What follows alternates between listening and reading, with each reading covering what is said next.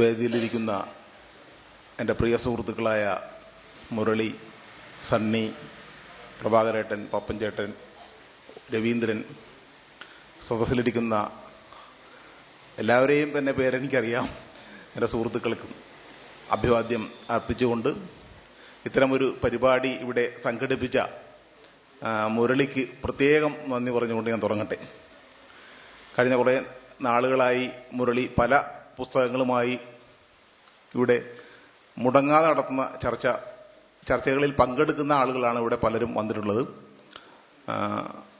ഈ പുസ്തകം ഇറങ്ങുന്നതിന് മുൻപ് തന്നെ മുരളി ഈ പുസ്തകത്തെക്കുറിച്ചുള്ള ചർച്ച സംഘടിപ്പിക്കുമെന്ന് എന്നോട് പറയാറുണ്ടായിരുന്നു. പുസ്തകം വാസ്തവത്തിൽ ഔപചാരികമായി ഇറങ്ങിയിട്ടേ ഇല്ല. ഔപചാരികമായൊരു ലോഞ്ചിങ് പുസ്തകത്തിന് നടന്നിട്ടേ ഇല്ല.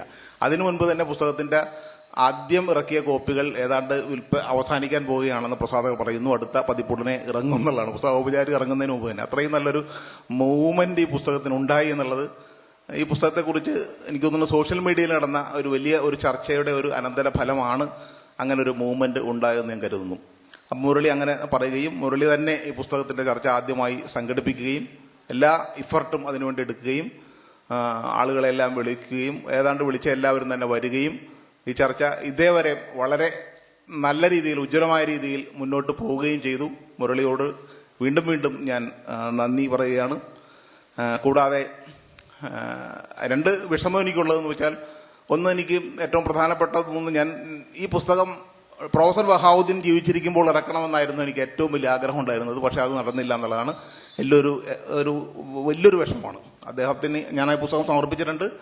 ഞാൻ ഏറ്റവും കൂടുതൽ കടപ്പെട്ടിരിക്കുന്ന അദ്ദേഹത്തോടാണ്. അദ്ദേഹത്തിൻ്റെ സാന്നിധ്യം ഉണ്ടായിരുന്നെങ്കിൽ ഞാൻ അത്രയും സന്തോഷം ഉണ്ടാകുമായിരുന്നു. രണ്ടാമത്തെ ഒരു കാര്യം, ഈ പുസ്തകത്തിലൊരു ചർച്ചയൊക്കെ നടന്നെങ്കിൽ എനിക്ക് തോന്നുന്നു സണ്ണി ആണ് തോന്നുന്നത് കുറേയും കൂടി പുസ്തകം വായിക്കാതെ തന്നെ പുസ്തകത്തെക്കുറിച്ച് വളരെ ആധികാരികമായ രീതിയിൽ ഏതാണ്ട് മറിച്ചു. അദ്ദേഹത്തിൻ്റെ ബൗദ്ധിക ശേഷിയുടെ ഒരു സവിശേഷത കൊണ്ട് പുസ്തകം മറിച്ചു നോക്കിയാൽ തന്നെ പുസ്തകത്തിൻ്റെ ഉള്ളടക്കത്തെക്കുറിച്ച് വളരെ നല്ല രീതിയിൽ എനിക്ക് നടത്തിയ ഏറ്റവും നല്ല പ്രഭാഷണം സണ്ണിയുടെ തന്നെയാണ് എന്ന് ഞാൻ കരുതുന്നു. എൻ്റെ ഒരു പ്രശ്നം, പുസ്തകം വായിച്ചവരിവിടെ വളരെ കുറവാണ്, ഇല്ല എന്നൊക്കെയാണ് എനിക്ക് തോന്നുന്നത്. അതിൻ്റെ ഒരു പോരായ്മ. ഈ ചർച്ചയിൽ പങ്കെടുത്ത എല്ലാവർക്കും ആ ഒരു പ്രശ്നം ഉണ്ടായിരുന്നു. പുസ്തകം വായിക്കാത്ത ആളുകളാണ് കൂടുതലും എന്നുള്ളത്. അത് അവരെ കുറ്റം പറയുന്നതല്ല. കാര്യം അതിൻ്റെ പ്രശ്നം, ഒന്ന്, പുസ്തകം ഔപചാരികമായിട്ട് ഇറങ്ങിയിട്ടില്ല. രണ്ട്, എറണാകുളം തുടങ്ങിയുള്ള തെക്കൻ മേഖലകളിലേക്ക് പുസ്തകം വിതരണവും ആയിട്ടില്ല. അതുകൊണ്ട് പുസ്തകം ലഭ്യമല്ലാത്തൊരു വിഷയം കൊണ്ട് പലർക്കും പുസ്തകം കിട്ടിയിട്ടില്ല. ഈ പരിപാടി സംഘടിപ്പിച്ചിട്ടും എല്ലാ ആളുകൾക്കും കൃത്യമായി പുസ്തകം എത്തിക്കാനും കഴിയാതെ പോയതിൻ്റെ പ്രശ്നമാണത്. തീർച്ചയായിട്ടും പുസ്തകം വായിച്ചതിന് ശേഷമുള്ള ഒരു ചർച്ച പിന്നീട് ഒരിക്കൽ സംഘടിപ്പിക്കപ്പെടും എവിടെയെങ്കിലും എന്ന് ഞാൻ വിചാരിക്കുന്നു. ഈ പുസ്തകത്തിൽ സൂചിപ്പിച്ചതുപോലെ തന്നെ ഏതാണ്ട് 2 പതിറ്റാണ്ടിനപ്പുറമായിട്ടുള്ള നടത്തിയിട്ടുള്ള നിരവധി അന്വേഷണങ്ങളുടെയും പഠനങ്ങളുടെയും കേസുകളുടെയും എല്ലാം ആത്യന്തികമായ ഒരു ഫലം എന്ന രീതിയിലാണ്, ഒരു സമാഹാരം എന്ന രീതിയിലാണ് ഞാൻ ഈ പുസ്തകം ഇറക്കിയിട്ടുള്ളത്. ഈ പുസ്തകത്തും ഇറങ്ങിയതുപോലെ ഇതിൽ ഉന്നയിക്കപ്പെടുന്ന പ്രശ്നം ശാശ്വതമായി പരിഹരിക്കപ്പെടുമെന്നോ കേരളത്തിൽ ഒരു വലിയ മൂവ്മെന്റ് ഉണ്ടാകുമെന്നോ ഒന്നും വലിയ അമിത പ്രതീക്ഷയൊന്നും എനിക്കില്ല. കാരണം കഴിഞ്ഞ 20 കൊല്ലക്കാലത്തെ അനുഭവം എന്നെ അങ്ങനെ അമിത പ്രതീക്ഷ വെക്കാൻ എന്നെ പ്രേരിപ്പിക്കുന്നില്ല എന്നുള്ളതാണ്. ഇവിടെ പല ആളുകളും തന്നെ സൂചിപ്പിക്കേണ്ടായി, പുസ്തകം വളരെ സങ്കീർണമാണ്, പുസ്തകത്തിലെ വിഷയം വളരെ സങ്കീർണമാണ് എന്ന് പലവട്ടം പലരും പറഞ്ഞതുകൊണ്ട് തന്നെ പല ആളുകളും പുസ്തകം വായിക്കണോ എന്നൊക്കെയുള്ള ഒരു ആശങ്കയിലേക്ക് ചിലപ്പോൾ എത്തിയിട്ടുണ്ടാകാം. അങ്ങനെയല്ല എന്ന് ഞാൻ ആദ്യമേ സൂചിപ്പിക്കട്ടെ. ഈ പുസ്തകത്തിൽ ഒരുപാട് ചാർട്ടുകളും വിശേഷിച്ച് അനുബന്ധമായിട്ട് ഈ പുസ്തകത്തിൻ്റെ റൊട്ടേഷൻ ചാർട്ടിൽ എങ്ങനെയാണ് വർക്ക് ചെയ്യുന്നുള്ളതൊക്കെ വിശദമായിട്ട് പറഞ്ഞിട്ടുണ്ടെങ്കിലും അതൊന്നും തന്നെ വായിച്ചില്ലെങ്കിൽ പോലും ഈ ചാർട്ടുകൾ മുഴുവനും അവഗണിച്ച് പോലും നിങ്ങൾക്ക് ഈ പുസ്തകം വായിക്കാമെന്നുള്ളതാണ് ഇതിൻ്റെ ഏറ്റവും വലിയ സവിശേഷത. അത് വായിച്ചാൽ തന്നെ പുസ്തകം ഉന്നയിക്കുന്ന പോയിന്റ് എന്താണെന്ന് നിങ്ങൾക്ക് പിടികിട്ടുന്നുള്ളതാണ്. അത് മതി. സാധാരണ വായനക്കാരെ സംബന്ധിച്ച് ഈ പുസ്തകം ഉന്നയിക്കുന്ന പോയിന്റ് എന്താണ് അത് പിടികിട്ടിയാൽ മതി. അതിനപ്പുറത്തേക്ക് കൂടുതൽ ഇതെങ്ങനെയാണ് എന്ന് പഠിക്കാൻ ആഗ്രഹിക്കുന്നവർ മാത്രം മറ്റ് വിശദാംശങ്ങളിലേക്ക് പോയാലും മതി എന്നുള്ളതുണ്ട്. സാധാരണ വായനക്കാരനെ സംബന്ധിച്ച് ഈ പുസ്തകത്തിൻ്റെ ഉള്ളടക്കം മനസ്സിലാക്കുന്നതിൽ കുറച്ച് ശ്രദ്ധയോടെ വായിച്ചാൽ ഉള്ളടക്കം മനസ്സിലാക്കുന്നതിൽ വലിയ പ്രയാസമൊന്നുമില്ല എന്നാണ് എനിക്ക് ആദ്യമേ പറയാനുള്ളത്. അതുകൊണ്ട് ആ ഒരു കാര്യത്തിൽ സങ്കീർണമാണ് എന്നുള്ളൊരു ആശങ്കയിൽ പുസ്തകം വാങ്ങാതിരിക്കുകയോ വായിക്കാതിരിക്കുകയോ ചെയ്യരുതെന്ന് ആദ്യമേ അഭ്യർത്ഥിക്കട്ടെ.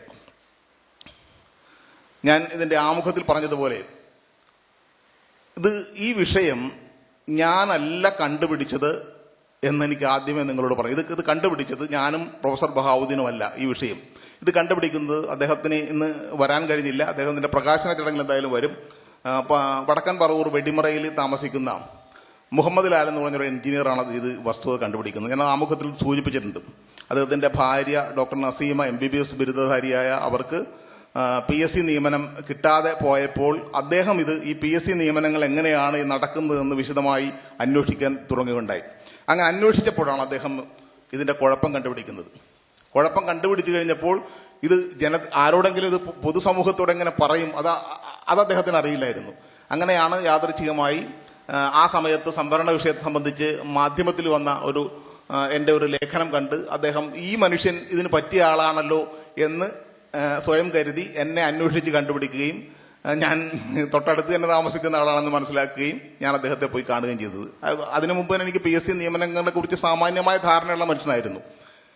ഞാൻ അദ്ദേഹത്തിൻ്റെ വീട്ടിൽ പോയി ഇത് അദ്ദേഹം കാണിച്ചു തന്നു. എനിക്ക് പെട്ടെന്ന് തന്നെ മനസ്സിലാകുകയുണ്ടായി. പിന്നീട് ഞാൻ വീട്ടിൽ വന്ന് ഇതൊക്കെ പരിശോധിച്ച് നോക്കിയപ്പോഴാണ് ഇതിൻ്റെ ഗുരുതരാവസ്ഥ മനസ്സിലാക്കുകയും ഞാനും എന്നോടൊപ്പം തന്നെ പ്രൊഫസർ ബഹാവുദ്ദീനോട് അദ്ദേഹം ഇത് പറയുകയുണ്ടായി. ഞാനും ബഹാവുദ്ദീനും ഏതാണ്ട് ഒരേ സമയത്ത് തന്നെ 1998-99 കാലഘട്ടത്തിൽ ഇതിനെ സംബന്ധിച്ചുള്ള ലേഖനം മാധ്യമം ആഴ്ചപ്പതിപ്പിലും ഞാനും കലാകൗമുദിയിൽ അദ്ദേഹം എഴുതുന്നത്. മാധ്യമം അതിൻ്റെ കവർ സ്റ്റോറിയായിട്ടാണ് ഇത് പ്രസിദ്ധീകരിച്ചത്. തുടർന്ന് നടന്ന കാര്യങ്ങളൊക്കെ ഇതിലേ പറയുന്നുണ്ട്. അപ്പോൾ ഇതിലെ സംഭവം എന്ന് പറയുന്നത് കേരള പബ്ലിക് സർവീസ് കമ്മീഷൻ നടത്തുന്ന നിയമനങ്ങളിൽ പിന്നോക്ക സമുദായക്കാർക്ക്, അതായത് SC ST, പിന്നോക്കം എന്ന് പറയുന്നത് മുഴുവൻ ആളുകളെയാണ് ഉൾപ്പെടുത്തിയാണ്, SC ST OBC ഈ പിന്നോക്ക സമുദായക്കാർക്ക് എല്ലാവർക്കും മെറിറ്റിൽ സീറ്റ് കിട്ടാനും അവകാശമുണ്ട്. അത് നിയമം പറയുന്നതാണ്. കേരള സർക്കാരിൻ്റെ നിയമം പറയുന്ന കാര്യമാണ്. കേരള സർക്കാരിൻ്റെ 1958 Kerala state and subordinate service rules, ആ നിയമത്തിലാണ് പൊതുമേഖലാ സ്ഥാപനങ്ങളിലേക്കും സർക്കാർ സർവീസിലേക്കും ഉദ്യോഗാർത്ഥികളെ തിരഞ്ഞെടുക്കുമ്പോൾ സംവരണം പാലിക്കേണ്ടത് എങ്ങനെ എന്ന് വ്യക്തമാക്കുന്ന നിയമമുള്ളത്. ആ റൂൾ 14 മുതൽ 17 വരെയുള്ള നിയമങ്ങളാണ്. ആ നിയമങ്ങളിൽ 14A-B ഈ 2 നിയമങ്ങളാണ് ഈ പുസ്തകത്തിൽ ചർച്ച ചെയ്യുന്ന പ്രധാനപ്പെട്ട കാര്യം. 14A പറയുന്നത് എത്ര ഒഴിവുകളുണ്ടായാലും നിയമനത്തിൻ്റെ യൂണിറ്റ് 20 ആയിരിക്കണം എന്നുള്ളതാണ്. ആ 20 എണ്ണത്തിൽ 10 എണ്ണം ജനറൽ ഓപ്പൺ കോമ്പറ്റീഷൻ ആയിരിക്കണം. ഓപ്പൺ കോമ്പറ്റീഷൻ എന്ന് പറഞ്ഞാൽ തുറന്ന മത്സരം, ജാതി മത പരിഗണനയില്ലാതെ ആർക്ക് വേണമെങ്കിലും ആ സീറ്റിലേക്ക് മത്സരിച്ച് കയറാൻ കഴിയണം. 10 സീറ്റുകൾ. ബാക്കി 10 സീറ്റുകൾ സംവരണത്തിലും തിരഞ്ഞെടുക്കണം. 50% സംവരണം. ബാക്കി 10 സീറ്റുകൾ സംവരണം. ഇതാണ് 20 യൂണിറ്റ് 14A നിഷ്കർഷിക്കുന്നത്. 14B എന്ന സുപ്രധാനമായ ഈ പുസ്തകത്തിന് ആധാരമായ നിയമം പറയുന്നത്, അല്ലെങ്കിൽ ഈ പുസ്തകത്തിലെ വിഷയം ഉന്നയിക്കുന്നതിന് ആധാരമായ നിയമമാണ് 14B. അത് പറയുന്നത്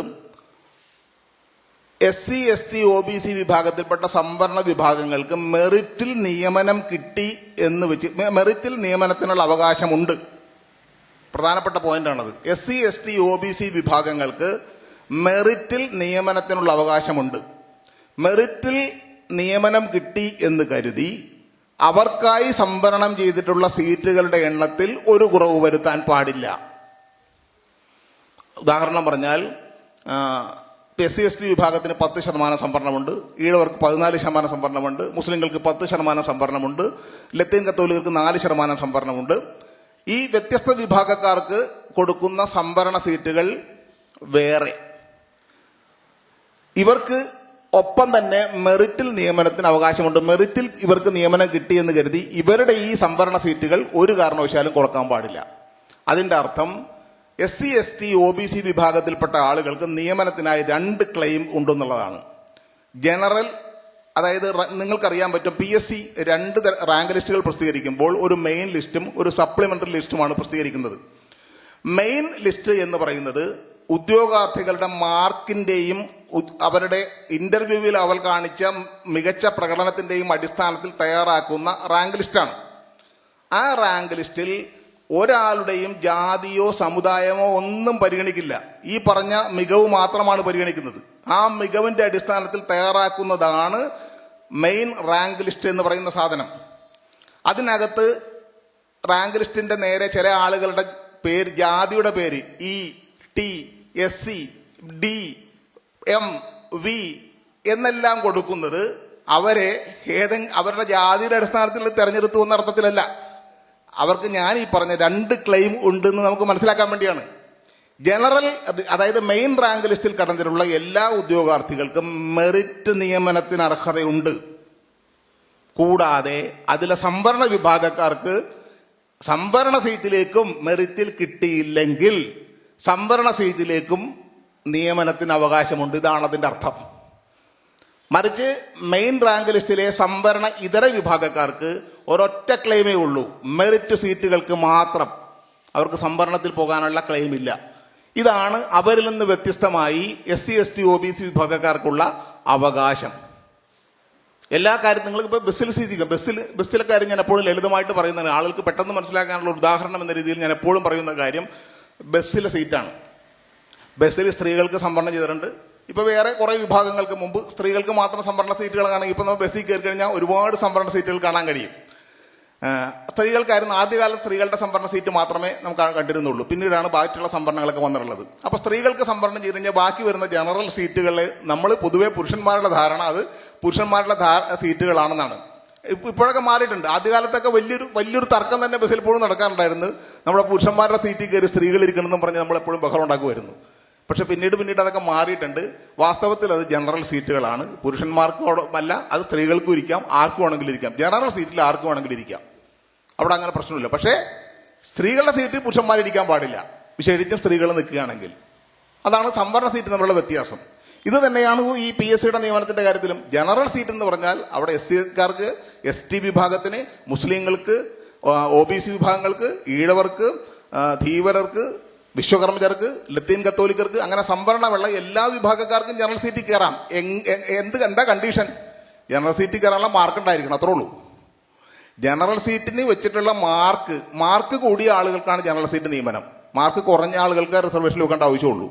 മാർക്ക് കൂടിയാൽ ജനറൽ സീറ്റിലും, മാർക്ക് അത്ര ഇല്ലെങ്കിൽ ജനറൽ സീറ്റിലും. ഇതാണ് ആവശ്യമുള്ളൂ. അപ്പോൾ മാർക്ക് കൂടിയ ആളുകൾ എപ്പോഴും ജനറൽ സീറ്റിൽ നിയമിക്കേണ്ടതാണ്. അതാണ് സംവരണം സംബന്ധിച്ചുള്ള എല്ലാ കോടതി വിധികളുടെയും നിയമങ്ങളുടെയും ലോജിക്ക് അതാണ്. മാർക്ക് കൂടിയ ആളുകൾ ജനറൽ സീറ്റിൽ തന്നെ നിയമനം കൊടുക്കണം. ഈ ഒരു സംഗതിയാണ് PSCയുടെ നിയമനത്തിന് പ്രത്യേക റൊട്ടേഷൻ സമ്പ്രദായത്തിലൂടെ അട്ടിമറിക്കപ്പെട്ടു പോകുന്നത്. ഈ 20 യൂണിറ്റിന്റെ 14A നടപ്പാക്കുമ്പോൾ 14B ലംഘിക്കപ്പെടും. 14A എന്ന് പറഞ്ഞാൽ 20 യൂണിറ്റ് സമ്പ്രദായം നടപ്പാക്കുകയാണ്. ആ നടപ്പാക്കപ്പെടുമ്പോൾ സംഭവിക്കുന്നത് 14B പറയുന്നത് SC ST OBC വിഭാഗക്കാർക്ക് മെറിറ്റിൽ നിയമനത്തിന് അവകാശമുണ്ട്. മെറിറ്റിൽ അവർക്ക് കിട്ടിയെന്ന് കരുതി റിസർവേഷനിൽ അവരുടെ സീറ്റ് കുറക്കാൻ പാടില്ല. ഇത് അട്ടിമറിക്കപ്പെടുന്നു എന്നുള്ളതാണ് ഈ 20 യൂണിറ്റ് സമ്പ്രദായം കൊണ്ട്, അല്ലെങ്കിൽ റൊട്ടേഷൻ സിസ്റ്റം കൊണ്ട് PSC ഉണ്ടായ വിഷയം. ഇത് സംബന്ധിച്ച് ഈ ലേഖനം ഇറങ്ങിയ സമയത്ത് തന്നെ നിയമസഭയിൽ ഈ വിഷയം ഉന്നയിക്കപ്പെട്ടിട്ടുണ്ട്. പക്ഷേ യാതൊരു ഫലവും ഉണ്ടായില്ല. ഈ റൊട്ടേഷൻ സിസ്റ്റം മാറ്റുന്നതിനെ സംബന്ധിച്ച് ഗവൺമെൻറ് ആലോചിച്ചില്ല. തുടർന്ന് കോടതികളിലേക്ക് നീങ്ങി. ആദ്യം പ്രൊഫസർ ബഹാവുദ്ദീൻ സാർ തന്നെ മുൻകൈ എടുത്ത് കേസ് കൊടുത്തു. 95 കേസ് കൊടുത്തു. 99 കേസ് കൊടുത്തു. 99 സംഭവം. 99 തന്നെ കേസ് കൊടുത്തു. 2005 ആ കേസ് ഹൈക്കോടതി തള്ളിക്കളയുകയുണ്ടായി. അതൊക്കെ ഈ കോടതി പോരാട്ടം എന്ന് പറയുന്ന ഈ അധ്യായത്തിൽ വിശദമായിട്ട് പറയുന്നുണ്ട്, ഞാൻ ആവർത്തിക്കുന്നില്ല. അതിനുശേഷം പിന്നീട് ഏറ്റവും സുപ്രസിദ്ധമായ കേസ് വരുന്നത് 2006 ആയുർവേദ മെഡിക്കൽ ഓഫീസർമാരുടെ കേസാണ്. ഇവിടെ രവീന്ദ്രൻ സൂചിപ്പിച്ചതുപോലെ തന്നെ 2006 ആയുർവേദ മെഡിക്കൽ ഓഫീസർമാരുടെ കേസാണ് ഈ വിഷയം കുറേയും കൂടി മാധ്യമ ശ്രദ്ധ ആകർഷിച്ചത്. അന്ന് പത്രങ്ങൾ ഇതിനെ 50-50 കേസ് എന്നാണ് പത്രങ്ങളൊക്കെ അക്കാലത്ത് ഇതിനെ വിശേഷിപ്പിച്ചത്. ആ കേസിൻ്റെ സവിശേഷത എന്ന് പറയുന്നത്, അതും മലപ്പുറത്തുള്ള 2 മുസ്ലിം ഡോക്ടർമാർ, അവർക്ക് സപ്ലിമെൻ്ററി ലിസ്റ്റിലുള്ള 2 ഡോക്ടർമാരാണ്. അവർ നോക്കിക്കഴിഞ്ഞപ്പോൾ മെയിൻ ലിസ്റ്റിലുള്ള പല മുസ്ലിങ്ങളെയും റിസർവേഷനിലാണ് വെച്ചേക്കുന്നത്. അപ്പോൾ ഇവർ നോക്കിക്കഴിഞ്ഞാൽ അവർക്ക് മെയിൻ ലിസ്റ്റിൽ മെറിറ്റിൽ നിയമനം കിട്ടാൻ യോഗ്യരാണ്. അങ്ങനെയുള്ള ആളുകളെ റിസർവേഷനിൽ വെച്ച് കഴിഞ്ഞപ്പോൾ പ്രശ്നം എന്താണ്? ഇവർക്ക് കിട്ടിയില്ല. സപ്ലിമെൻ്ററി ലിസ്റ്റിലുള്ള അവരെ മെറിറ്റിൽ തന്നെ വെച്ചിരുന്നെങ്കിൽ സപ്ലിമെൻ്ററി ലിസ്റ്റിലുള്ള ഇവർക്ക് നിയമനം കിട്ടുമായിരുന്നു. ഇവർ കേസ് കൊടുത്തു. അവരെ മെറിറ്റിൽ വെക്കാത്ത കാരണമാണ് ഞങ്ങളെ റിസർവേഷനിലും കൂടി ഞങ്ങൾക്ക് നിയമനം കിട്ടാതെ പോയതെന്ന് പറഞ്ഞ് കേസ് കൊടുത്തു. അങ്ങനെ കേസ് കൊടുത്തതിന് ശേഷം അഡ്വക്കേറ്റ് കാളീശ്വരൻ രാജ് മുഖേനയാണ് ആ കേസ് അവതരിപ്പിക്കപ്പെടുന്നത്. അതിനുശേഷം അവർ ഈ കേസ് കൊടുത്ത കക്ഷികൾ ഇതിനെ സംബന്ധിച്ച് കൂടുതൽ റൊട്ടേഷനൊക്കെ ശരിയാക്കാൻ വേണ്ടി കേസ് കൊടുത്തതിന് ശേഷമാണ് എന്നെ സമീപിക്കുന്നത്. ഞാൻ അവരുടെ റൊട്ടേഷൻ അന്ന് ശ്രദ്ധിക്കണം, PSCയുടെ വെബ്സൈറ്റ് ഇല്ല, നമുക്ക് വിവരാവകാശ നിയമമില്ല, ഒരു വിധത്തിലും PSCയുടെ റൊട്ടേഷൻ സമ്പ്രദായം എങ്ങനെയാണെന്ന് സാധാരണ ഒരു വ്യക്തിക്ക് കണ്ടുപിടിക്കാനേ പറ്റൂല. അത്ര സങ്കീർണമായ സന്ദർഭത്തിൽ ആണ് ഇത് വരുന്നത്. ഞാനത് റൊട്ടേഷൻ വർക്കൗട്ട് ചെയ്ത് നോക്കിയപ്പോഴുള്ള വിഷയം, റാങ്ക് ലിസ്റ്റിലെ 1ാം റാങ്കുകാരനവനെ റിസർവേഷൻ വെച്ചേക്കണത്. 1ാം റാങ്കുകാരനെ റിസർവേഷൻ വെച്ചു. മലപ്പുറത്തുള്ള ഡോക്ടർ സുനിൽ ബാബു എന്ന് പറഞ്ഞ മനുഷ്യനെ റിസർവേഷനിലാണ് PSC വെച്ചേക്കുന്നത്. സാധാരണഗതിയിൽ ആർക്കും ഞെട്ടലുണ്ടാക്കുന്നൊരു കാര്യമാണത്. ഈ സുനിൽ ബാബുവിനോട് ഞാൻ അദ്ദേഹത്തെ വിളിച്ച് ചോദിച്ചു, അദ്ദേഹത്തിൻ്റെ നമ്പർ സംഘടിപ്പിച്ച് വിളിച്ച് ചോദിച്ചപ്പോൾ അദ്ദേഹം പറഞ്ഞു, ഞാൻ മെറിറ്റിലാണ് വെച്ചേക്കുന്നത്, ഞാൻ 1ാം റാങ്കുകാരനല്ലേ എന്ന് പറഞ്ഞു. ഞാൻ പറഞ്ഞു, സാറൊരു കാര്യം ചെയ്യും, ആ അഡ്വൈസ് ലിസ്റ്റ് എടുത്തൊന്ന് നോക്കെന്ന് പറഞ്ഞു. അപ്പോൾ അദ്ദേഹം പറഞ്ഞു, അദ്ദേഹത്തിന് അഡ്വൈസ് ലിസ്റ്റ് എന്താണെന്ന് അറിയില്ല, അപ്പോയിൻമെന്റ് ഓർഡർ എന്താണെന്ന് അറിയില്ലാത്തൊരു സാഹചര്യം. സ്വാഭാവികമായിട്ട് എല്ലാ വ്യക്തികളും, ആരും പറയില്ല, മിക്ക ആളുകൾക്കും ഈ അഡ്വൈസ് ലിസ്റ്റ്, അപ്പോയിൻമെന്റ് ഓർഡർ അങ്ങനെയൊക്കെയുള്ള വ്യത്യാസങ്ങളൊക്കെ അറിയണമെന്നില്ല സാധാരണ ആളുകളെ സംബന്ധിച്ച്, സാധാരണയല്ല ഇത്തിരി അറിവുള്ള ആളുകളെ സംബന്ധിച്ചും. സ്വാഭാവികമായിട്ട് അദ്ദേഹം പറഞ്ഞു, എനിക്ക് അത് മനസ്സിലായില്ല. ഞാനപ്പോൾ പറഞ്ഞു, PSC ആദ്യമായിട്ട് നിങ്ങൾക്ക് ഒരു അഡ്വൈസ് ലിസ്റ്റ് അയക്കും, ആ അഡ്വൈസ് മെമ്മോയിൽ നിങ്ങളുടെ അക്കാലത്ത് ഈ ഏത് ട്രെയിനിലാണ് വെച്ചിട്ടുള്ളതെന്ന് അറിയിക്കും. അക്കാലത്ത് അതിന് മുമ്പ് അതും അറിയിക്കില്ലായിരുന്നു. അത് പിന്നീട് കുറേയൊക്കെ സമരം നടത്തിയാണ് ആ അവകാശം നേടിയെടുത്തത്. അങ്ങനെ അതൊന്ന് നോക്കാൻ പറഞ്ഞു. അങ്ങനെ അദ്ദേഹം നോക്കിയപ്പോൾ കറക്റ്റ് അദ്ദേഹത്തിന് റിസർവേഷനിലാണ് നിയമനം കിട്ടിയിട്ടുള്ളത്. ഞാനത് കണ്ടുപിടിച്ചതിന് ശേഷമാണ് അദ്ദേഹം കണ്ടുപിടിക്കുന്നത്. അങ്ങനെ ആ സംഭവം അന്ന് തേജസ് പത്രം വലിയ വാർത്തയായിട്ടൊക്കെ പ്രസിദ്ധീകരിക്കണ്ടായി, ഫ്രണ്ട് പേജിൽ തന്നെ. ഈ ഒരു കാര്യം കേസിന് വലിയ ഗുണം ചെയ്തു. കാരണം ഏത് ജഡ്ജിക്കും അത് ബോധ്യപ്പെടും. അത് ജഡ്ജിയെ സംബന്ധിച്ച് അദ്ദേഹം നോക്കിക്കഴിഞ്ഞപ്പോൾ 1ാമത്തെ റാങ്കുകാരൻ റിസർവേഷൻ വെച്ചേക്കണമെങ്കിൽ ഈ സിസ്റ്റത്തിന് എന്തോ തകരാറുണ്ടെന്ന് അദ്ദേഹത്തിന് ബോധ്യപ്പെട്ടു. അദ്ദേഹം പറഞ്ഞു, ഇത് സംബന്ധിച്ച് കുഴപ്പമാണ്, ഇത് വീണ്ടും അഴിച്ചു പണിയണം, ശരിയല്ല, റൊട്ടേഷൻ സിസ്റ്റം മാറ്റിയിട്ട് ഇത് ശരിയാക്കണമെന്നും പറഞ്ഞ് സിംഗിൾ ബെഞ്ച് വിധി പുറപ്പെടുവിച്ചു. സിംഗിൾ ബെഞ്ചിന്റെ വിധിക്കെതിരെ ഡിവിഷൻ ബെഞ്ചിൽ PSCയും ഒപ്പം നായർ സർവീസ് സൊസൈറ്റിയും കേസ് കൊടുക്കുകയാണ്. നിങ്ങൾ ഓർക്കുക, നേരത്തെ ഇവിടെ സൂചിപ്പിക്കേണ്ടായി, ഏത് സംവരണ വിഷയവുമായി ബന്ധപ്പെട്ട, അല്ലെങ്കിൽ ഉദ്യോഗ നിയമനവുമായി ബന്ധപ്പെട്ട, അല്ലെങ്കിൽ വിദ്യാഭ്യാസ നിയമനവുമായി ബന്ധപ്പെട്ട, നേരത്തെ OP ഒക്കെ സൂചിപ്പിച്ചതുപോലെയുള്ള എന്തൊരു കേസ് കൊടുക്കുന്നുണ്ടെങ്കിൽ അതിൽ NSS കക്ഷി ചേർന്നിരിക്കുന്നുള്ളൂ. ബാക്കിയുള്ള ഒരു ഒറ്റ കമ്മ്യൂണിറ്റികൾ അറിയ പോലും ചെയ്യൂല, സംഭവം പോലും അറിയില്ല. അവർ കേസ് വിധിയൊക്കെ വന്നു കഴിഞ്ഞായിരിക്കുള്ളൂ അങ്ങനെ കേസ് ഉണ്ടായിരുന്നു അറിയണത്. ഇവർ കക്ഷി ചേർന്നു. കക്ഷി ചേർന്നതിന്റെ അടിസ്ഥാനത്തിലാണ് അവരും കൂടി ഇതിനെതിരായിട്ട് വന്നു കഴിഞ്ഞപ്പോൾ ഡിവിഷൻ ബെഞ്ചിൽ വന്നു. ഡിവിഷൻ ബെഞ്ച് വന്നു കഴിഞ്ഞപ്പോൾ ഡിവിഷൻ ബെഞ്ചിനും ഇത് ബോധ്യപ്പെട്ടു. കാരണം ഇതൊരു തെറ്റുണ്ട്, ശരിയായിട്ട് ആർക്കും ബോധ്യപ്പെടുന്ന കാര്യം 1ാം റാങ്കുകാരൻ്റെ, ബാക്കി എന്ത് പറഞ്ഞാലും ഇത് ബോധ്യപ്പെടുമല്ല. ഇത് ബോധ്യപ്പെട്ട് കഴിഞ്ഞപ്പോൾ ഡിവിഷൻ ബെഞ്ച് പറഞ്ഞത്, ഈ സമ്പ്രദായം മാറ്റിയിട്ട് ഇത് 50-50 ആയിട്ട് വിഭജിക്കണം. ആ ഉള്ള ഒഴിവുകൾ 50% മെറിറ്റ്, 50% റിസർവേഷൻ, ആ 20 ഉണ്ടെന്ന് ഇവിടെ പറ്റൂല എന്ന് പറഞ്ഞ് വിധി പുറപ്പെടുവിച്ചു. 20 യൂണിറ്റ് എടുത്ത് കളഞ്ഞിട്ട് വിധി പുറപ്പെടുവിച്ചു. ഉടനെ തന്നെ NSS സ്പെഷ്യൽ ലീവ് പെറ്റീഷനുമായി സുപ്രീം കോടതിയിലേക്ക് പോയി. അതോടൊപ്പം തന്നെ PSC കേസ് പോവണ്ടേ, 20 യൂണിറ്റിൽ തീരുമാനം എടുക്കണോ? അതാണ് നേരത്തെ OP സൂചിപ്പിച്ച വിഷയം. PSC മെമ്പർമാർ പിന്നോക്കക്കാരടങ്ങുന്ന, ബഹുഭൂരിപക്ഷം വരുന്ന പിന്നോക്കക്കാരടങ്ങുന്ന PSC ഈ കാര്യത്തിൽ ഭയങ്കര ആശയക്കുഴപ്പത്തിലാവുകയും അവസാനം അപ്പീലിന് പോകാൻ തന്നെ, അതായത് NSSന് അനുകൂലമായി ഒപ്പം നിൽക്കാനായിട്ട് PSC തീരുമാനം എടുക്കുകയത്. അങ്ങനെ സുപ്രീം കോടതിയിലേക്ക് PSC പോയി.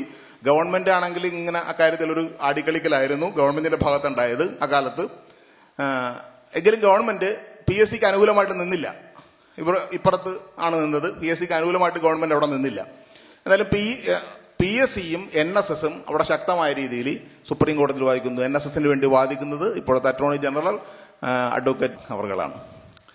അപ്പോൾ ശ്രദ്ധിക്കണം, സുപ്രീം കോടതിനെ കുറിച്ച് എനിക്കറിയാം. സുപ്രീം കോടതിയിൽ ഒരു സിറ്റിങ്ങിന് ലക്ഷങ്ങളൊക്കെ വാങ്ങുന്ന വക്കീലന്മാരാണുള്ളത്. അതിൻ്റെ അർത്ഥം ലക്ഷങ്ങൾ വാങ്ങിയെന്ന് കരുതി നമ്മുടെ കേസിന് അവർ വന്ന് ഏത് സമയത്തും നിൽക്കുന്നത് കണ്ട. അവർക്ക് 2-3 സ്ഥലങ്ങളിൽ കോടതിയിൽ കേസുണ്ടാവും. സുപ്രീം കോടതിയിൽ ഒരുപാട് കോടതികളുണ്ടല്ലോ. അപ്പോൾ ഈ ഒരുപാട് കോടതിയിൽ ഏതെങ്കിലും പല സ്ഥലങ്ങളിലുണ്ടാവും. നമ്മുടെ കേസിന്റെ സമയത്ത് വക്കീലിനെ ഓടിപ്പോയി വിളിച്ചിട്ടും പറയേണ്ടി വരും, എവിടെയാണെന്ന് അറിയാൻ പറ്റൂല. പക്ഷേ വേറൊരു കാര്യം എന്ന് പറഞ്ഞാൽ വക്കീലിനെ റീറ്റെയിൻ ചെയ്യാം. അന്ന് വേറെ ഒരിടത്തും പോകാൻ പാടില്ല, റീറ്റെയിൻ ചെയ്ത് ഇവിടെ തന്നെ നിൽക്കാം. അപ്പോൾ കാശ് ഇത്തിരി കൂടും. സാധാരണ കൊടുക്കണേക്കാട്ടും കൂടുതൽ കാശ് കൊടുത്താലേ റീറ്റേൺ ചെയ്യാൻ പറ്റുള്ളൂ. അല്ലെങ്കിൽ അയാൾ വേറെ സ്ഥലത്ത് പോയി ഇപ്പുറത്ത് കേസുമായി പോകുന്നത് ആ പാവം ഉദ്യോഗാർത്ഥികൾ മാത്രമാണെന്ന്, കൂടാതെ MESകാരി, എഴുത്തച്ഛൻ സമാജംകാരി, SNDP ഇവരെല്ലാവരും കൂടി സുപ്രീം കോടതിയിൽ കക്ഷി ചേരാൻ വേണ്ടി ചെന്നു. അപ്പോൾ സുപ്രീം കോടതി ജഡ്ജി നോക്കിയപ്പോൾ ഹൈക്കോടതിയിൽ കക്ഷികളല്ലാത്ത ആളുകളാണ് ഇവർ, നിങ്ങൾ വരണ്ട എന്ന് പറഞ്ഞ് അവരെ ഒന്നും അംഗീകരിച്ചില്ല. സ്വാഭാവികമാണ്, ഹൈക്കോടതിയിൽ കക്ഷികളല്ലാത്ത ആളുകൾ ഹൈക്കോടതിയിൽ കേസ് എടുക്കുമ്പോൾ നിങ്ങൾ എവിടെയായിരുന്നു എന്നാണ് ചോദിച്ചത്.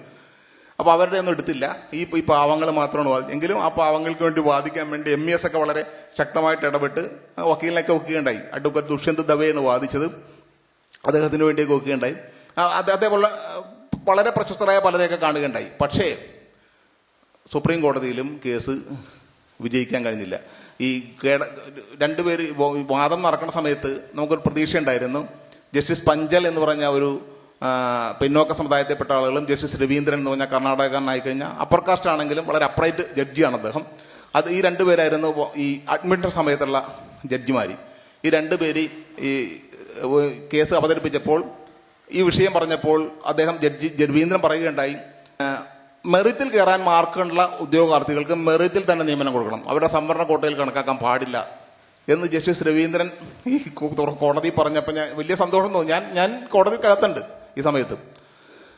എനിക്ക് വലിയ സന്തോഷം തോന്നി. ഈ സംഭവം വിജയിക്കുന്നൊരു പ്രതീക്ഷ ഉണ്ടായിരുന്നു. അത്ര ഒരു ഈ വേണുഗോപാലിനോട് ചോദിക്കുകയുണ്ടായി, ഞങ്ങൾക്ക് രസകരമായ സംഭവം, റൂൾ എന്ത് പറയുന്നു എന്ന് ചോദിച്ചു. റൂൾ 14A എടുത്ത് കാണിച്ച് കഴിഞ്ഞാൽ അപ്പം തന്നെ കോടതി തള്ളും കേസ്. എന്താ അറിയാമോ, ഡിവിഷൻ ബെഞ്ച് പറയണത് 20 യൂണിറ്റ് വേണ്ട, 20 യൂണിറ്റ് എടുത്ത് കളയണം എന്നുള്ളതാണ്. റൂള് പറയണത് എന്താണ്, 14A പറയുന്നത് 20 യൂണിറ്റ് ആയിട്ട് നിയമിക്കാൻ പറ്റുള്ളൂ. അപ്പൊ റൂൾ എന്താണെന്നുള്ളത് എടുത്ത് അപ്പം കാണിച്ചാൽ കോടതി അപ്പം തന്നെ കേസ് കളിയാണ്. പക്ഷെ ഈ റൂള് തപ്പിക്കളിക്കായിരുന്നു, എടുത്ത് കാണിക്കാൻ പറ്റില്ല. എനിക്ക് ചിരി വന്നു പോയി, ഇവരെന്താണ് ഈ കേസ് പഠിച്ചേക്കണെന്ന് ഓർത്ത്. റൂൾ എടുത്ത് കാണിക്കാൻ പറ്റില്ല സമയത്ത്. റൂൾ 14 എവിടെ KSSR നമ്മൾ ഇങ്ങനത്തെ പരിശോധിച്ചുകൊണ്ടിരിക്കുകയാണ്, അങ്ങോട്ടും ഇങ്ങോട്ടും എടുത്ത് കാണിക്കാൻ പറ്റില്ല എന്നുള്ളത്. അതുകൊണ്ട് കേസ് അഡ്മിറ്റ് ചെയ്ത് കേസിന്റെ വാദം വന്നു കഴിഞ്ഞപ്പോൾ ഈ ജസ്റ്റിസ് രവീന്ദ്രൻ മാറിയിട്ട് ജസ്റ്റിസ് മാർക്കണ്ഡേയ കട്ജു വന്നു. പൊതുവേ നമുക്ക് അറിയാം, അദ്ദേഹം വളരെ അപ്രൈറ്റ് ആയിട്ടുള്ള ഒരു ജഡ്ജാണ്. പല കാര്യങ്ങളിലും വളരെ മികച്ച അഭിപ്രായങ്ങൾ പറയുന്ന ശ്രദ്ധേയനായിട്ടുള്ള ജഡ്ജാണ്. പക്ഷെ ഇതൊക്കെ തന്നെയുള്ള വിഷയം, ഈ റിസർവേഷൻ എന്ന് പറഞ്ഞൊരു കേട്ട് കഴിഞ്ഞാൽ ഉടനെ ഭയങ്കര പ്രജുഡിസ്ഡ് ആകുന്ന ഒരു അവസ്ഥ ഇന്ത്യയിലെ സാമൂഹിക സാഹചര്യം പല സമുദായങ്ങളിൽപ്പെട്ട ആളുകൾക്ക് നൽകിയിട്ടുണ്ടെന്നുള്ളതൊരു യാഥാർത്ഥ്യമാണ്. അതുകൊണ്ട് തന്നെയാണ്, പിന്നെ മാത്രവുമല്ല, കോടതിയിൽ ഈ കേസ് അവതരിപ്പിക്കുക എന്ന് പറഞ്ഞത് വളരെ സങ്കീർണമായ ഒരു കാര്യമാണെന്നുള്ളതാണ്. അതാണ് ഞാൻ ഇവിടെ പറഞ്ഞത്. സങ്കീർണത എന്ന് പറയുന്നത് ഇതിന്റെ പ്രൊസീജിയർ എങ്ങനെയാണ് എന്നുള്ളത് വക്കീലന്മാരെ പഠിപ്പിക്കണം, ഒന്നാമത്. രണ്ടാമത് ജഡ്ജിമാർക്ക് മനസ്സിലാകണം. തികച്ചും അപ്രായോഗികം എന്ന് പറയാവുന്നൊരു കാര്യമാണത്. അതിന്റെ കാര്യം എന്ന് പറഞ്ഞാൽ, ഞാൻ തന്നെ ഈ കേസിന് കാളീശ്വരൻ രാജ്, അഡ്വക്കേറ്റ് മധുസൂദനൻ തുടങ്ങി നിരവധി ആളുകളെയൊക്കെ ഞാൻ തന്നെയാണ് ഇവരെയൊക്കെ പഠിപ്പിക്കുന്നത്. അവരാരെ കുറ്റം പറഞ്ഞില്ല, അവർ വലിയ തിരക്കുള്ള വക്കീലന്മാരാണ്. അവർക്ക് ഇതൊക്കെ ഇരുന്ന് പ്രൊസീജിയറൊക്കെ ഇരുന്ന് ബുദ്ധിമുട്ട് പഠിക്കാനുള്ള സമയവും ഇല്ല, സൗകര്യം ഉണ്ടാവില്ല. ഇതിനേക്കാൾ കുറഞ്ഞ സമയമാണ് അവിടെ കിട്ടുന്നത്. 1/2 മണിക്കൂറാണ് ഈ ദുഷ്യന്ത് ദവേക്ക് ബ്രീഫ് ചെയ്യാൻ കിട്ടുന്ന സമയം നമുക്ക്. 1/2 മണിക്കൂറേ. ഈ 1/2 മണിക്കൂറിനുള്ളിൽ എന്ത് ബ്രീഫ് ചെയ്യാൻ പറ്റും, എന്ത് മനസ്സിലാക്കാൻ പറ്റും? ഇതാണ് അതിന്റെ ഇവരെ പറഞ്ഞ് മനസ്സിലാക്കാൻ ഭയങ്കര പ്രയാസമാണ്. ഇവർക്ക് അതിനുള്ള സമയമില്ല. അപ്പൊ വക്കീലിനറിയാണ്ട് ഈ കേസ് എങ്ങനെ പ്രസന്റ് ചെയ്യും? മാത്രമല്ല, ഇതെന്റെ ഇത്രയും നാളത്തെ അനുഭവത്തിൽ ഇത് അറിയാവുന്ന ഒരേ ഒരു വക്കീൽ തൃശ്ശൂരത്തെ അഡ്വക്കേറ്റ് KS വേണുഗോപാലനാണ്. അയാൾ തൃശ്ശൂർ കോടതിയിൽ വാദിക്കുന്ന ആളാണ്, ഹൈക്കോടതിയിൽ നിന്ന് വാദിക്കുന്നില്ല. അതിന്റെ ഒരു പരിമിതി, ഒരു വിഷയമുണ്ട്. ഈ വേണുഗോപാൽ ഈ കേസ് എന്നെ പോലെ തന്നെ അറിയാവുന്ന ആളാണ്. വേണുഗോപാൽ എൻ്റെ കൂടെ സുപ്രീം കോടതിയിൽ വന്നിരുന്നു. ബ്രീഫ് ചെയ്യാൻ വേണ്ടി അഡ്വക്കേറ്റ് വേണമല്ലോ. പക്ഷെ വേണുഗോപാലിനെ കൊണ്ട് ബ്രീഫ് ചെയ്യിക്കാനായിട്ട് നമ്മളിവിടുത്തെ ചില ആസാമിമാർ സമ്മതിച്ചില്ല. ഇവിടുത്തെ ചില സ്റ്റാൻഡിങ്, ഈ സംഘടനകളിലൊക്കെ സ്റ്റാൻഡിങ് കൗൺസിലർമാരുണ്ടല്ലോ അവിടെ, അവർക്ക് ഭയങ്കര ഈഗോ പ്രശ്നങ്ങളാണ്. വേണുഗോപാൽ പിണ്ടിപ്പിക്കൂല. എന്നിട്ട് ഇവരിരുന്ന് അറിഞ്ഞുകൂടാത്ത ആള് കേസ് വാദിച്ചു പറഞ്ഞു കൊടുത്ത് എന്ത് ചെയ്യും? ദുഷ്യന്ത് ദവേക്ക് ആയാലും വാദിക്കുന്ന വക്കീലിന് കേസ് പറഞ്ഞു കൊടുക്കാൻ അറിയുന്ന ആള് പറഞ്ഞു കൊടുക്കട്ടെ. ഇത് അറിയുന്ന ആള് ഞാനും വേണുഗോപാലും ഞങ്ങളും വെറുതെ ഇരിക്കണ്, അറിഞ്ഞുകൂടാത്ത ആള് കേസ് ബ്രീഫ് ചെയ്ത് കൊടുക്കണ്. എങ്ങനെ ഇരിക്കണ്? ഭയങ്കര വിഷയങ്ങളാണ് ഇതൊക്കെ. സുപ്രീം കോടതിയിൽ നിന്ന് കേസ് തള്ളി. ആ തള്ളി എന്ന് പറഞ്ഞാൽ വിചിത്രമായ ഒരു വിധിയാണത്. NSS കൊടുത്ത അപ്പീല് SLP വല്ലുപുള്ളി വിസർഗം വിടാതെ പകർത്തി വെച്ചു എന്ന് പറഞ്ഞാൽ അതിശോക്തിയല്ല. ആ രീതിയിലുള്ള വിധിയാണ് വന്നത്. ഇത്രയും എനിക്ക് ഈ മാർക്കണ്ഡേയ കട്ജുവിനെ പോലുള്ള ഒരു മഹാനായ ഒരു മനുഷ്യനിൽ നിന്ന് ഇങ്ങനെ ഒരു വിധി വരും നമ്മൾ അത്ഭുതപ്പെടും. ആ രീതിയിലുള്ള ഒരു വിധിയാണ് വന്നത്. വാസ്തവത്തിൽ ഈ എന്താണ് PSCയുടെ റൊട്ടേഷൻ സമ്പ്രദായം എന്ന് മനസ്സിലാക്കിയിട്ടുള്ള ഒരു സാമാന്യ ധാരണകൾ അവർക്ക് പോലും അത്ഭുതം തോന്നുന്ന വിധിയാണ്.